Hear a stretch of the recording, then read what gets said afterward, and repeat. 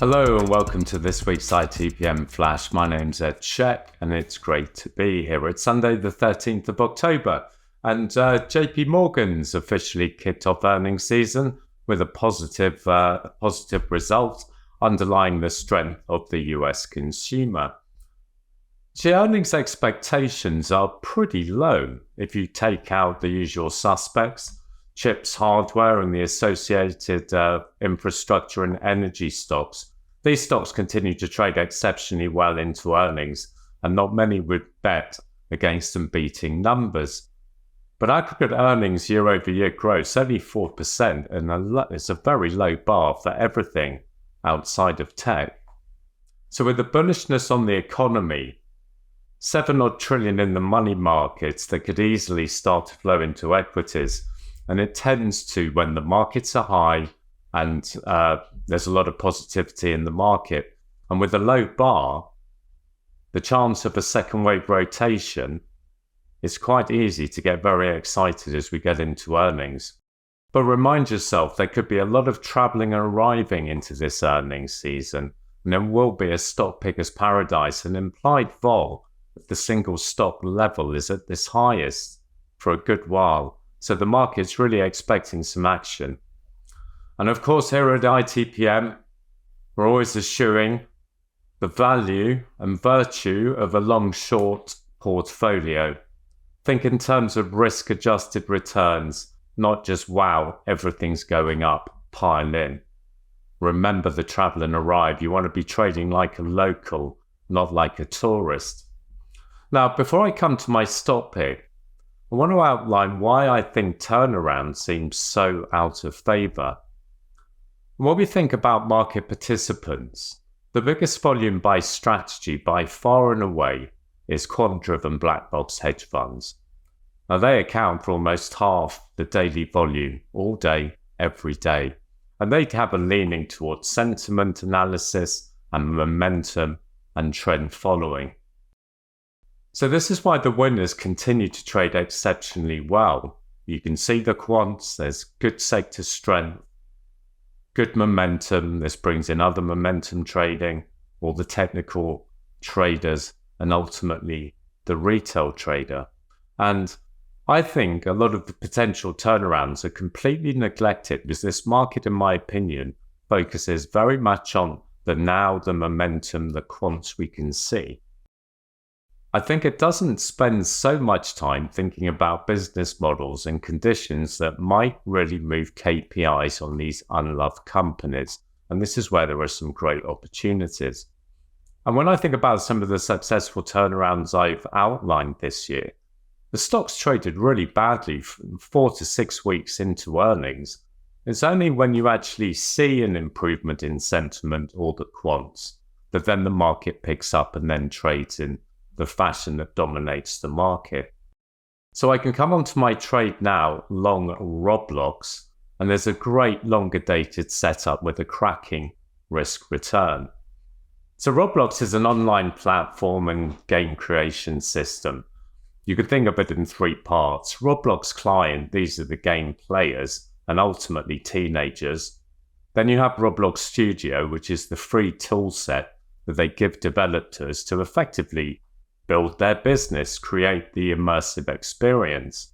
And the Roblox cloud includes all the services and infrastructure that power the platform. And on the platform, the players convert US dollars to Robux or any currency into Robux, the game virtual currency, and then they buy avatars, accessories, passes, and all sorts of things, I'm sure.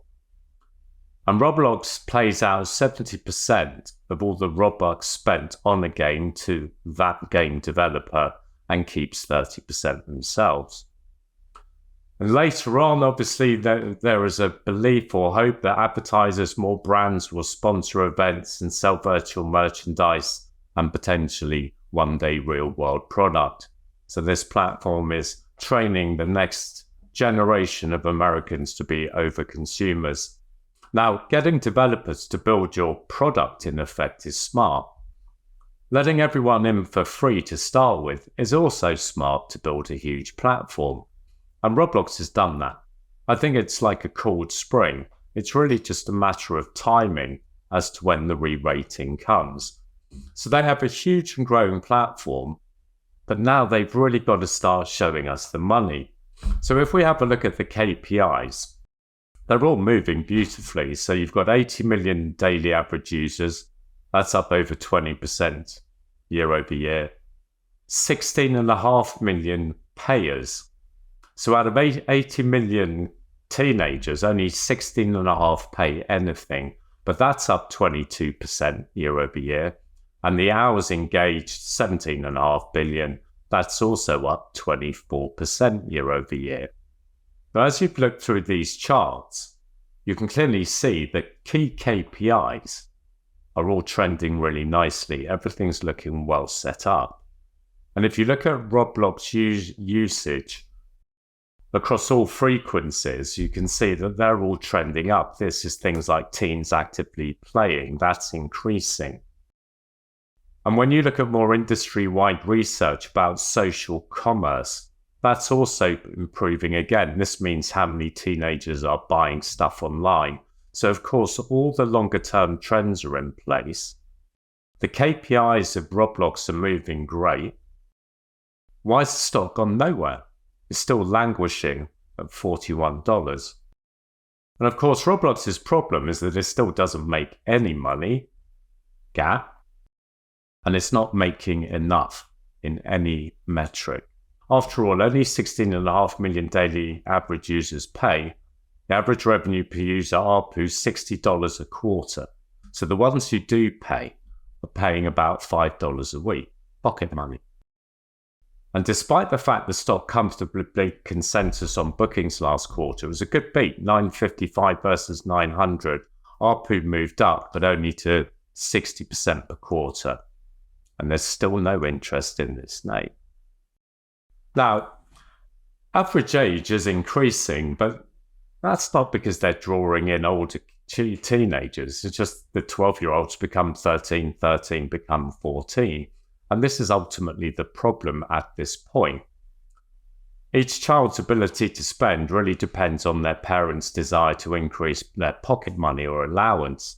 Hopefully it has been adjusted for inflation, but who knows? Now, I'm on slightly dangerous territory. Back in the 80s, when I was a teenager, you'd do a lot of chores to get a bit of extra money. It was the 80s after all. You might do a bit of gardening, car washing.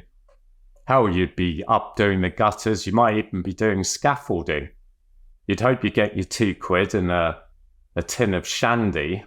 And that was the glories of the 80s. Everyone was trying to work and earn a bit of money. Now, I say this tongue-in-cheek. I guess today you're worried that your neighbour's going to call the authorities for child exploitation if you get your kids to work for money, and you probably need a psychologist on speed dial in case your teenager feels disenfranchised from the labour market. I'm very glad I don't have young children. I don't have to navigate this minefield. But on a more serious note, kids need more allowance or pocket money to spend more. And this is ultimately the problem. And of course, slowly over time, these kids get a bit older, probably do earn a bit of money, have a little part-time job maybe, then things can really scale.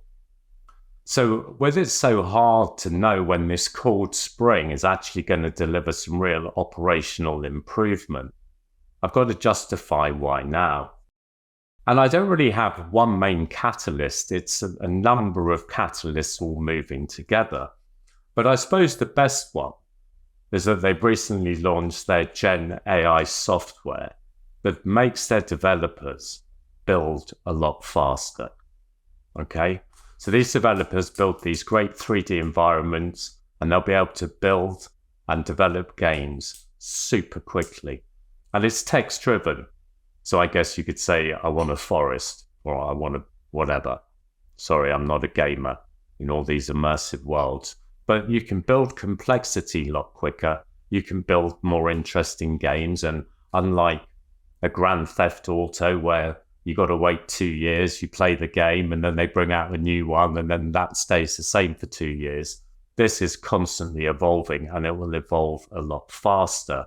So this exponential acceleration should make the whole ecosystem more appealing, thus hopefully attracting new players and more pocket money. And as these multiverse sort of expands, then there's more chance of attracting real-world retailers like Elf and Walmart. They have a presence in Roblox to set up stores, sponsor events, and continue to build brand awareness with the next generation. The Shopify partnership is another important step on the way to monetization. Also, when you look at daily active user rates per region, Japan and India are coming through really strongly now as strong growth markets, and that's very, very positive. Now, a better game doesn't guarantee more Robux conversions, but it's going to help. It's going to help hours engagement stay up, more sponsored events, keep increasing the user base. And of course, as I've said, as these kids get older, they're more likely to have more, not less to spend. Now, attracting grown-ups would obviously have an immediate and explosive effect on profitability, but this isn't my base case at all. Now, Roblox has plenty of cash to keep investing on the platform. It's got a strong balance sheet, free cash flow positive. They've got to keep disciplined. But as I said, I think this platform is a cold spring, and there are lots of these little catalysts that will eventually lead to an explosive re-rating. Now, with all trading, it doesn't matter if you think you've got a really good idea, you've got to make sure you're going to get paid. So I was pleasantly surprised when I looked out to March of next year, where I can get basically 6 months, 2 earnings reports. And if I do a March 50-65 vertical call spread, being able to buy the March 50s for about 280, sell the March 65s for about 57 cents. For a $5,000 net spend, you'll make 28. So it's just under a 600% return. So I think this gives me 6 months with all these incremental, small but meaningful catalysts for a couple of them to really start to move the needle. It's all about average revenue per user going up, in my opinion. And that's a really good risk return, one that I'm happily taking, especially as I want another turnaround on my book as we go into potential travel and arrive earnings season. So before I summarize, I've got to mention the Hindenburg short report. Now, just from my process, they're saying that the numbers are just inflated and wrong and it's all bots, so all their KPIs are effectively lies. And they're also saying it's very predatory. There's a lot of kids on there.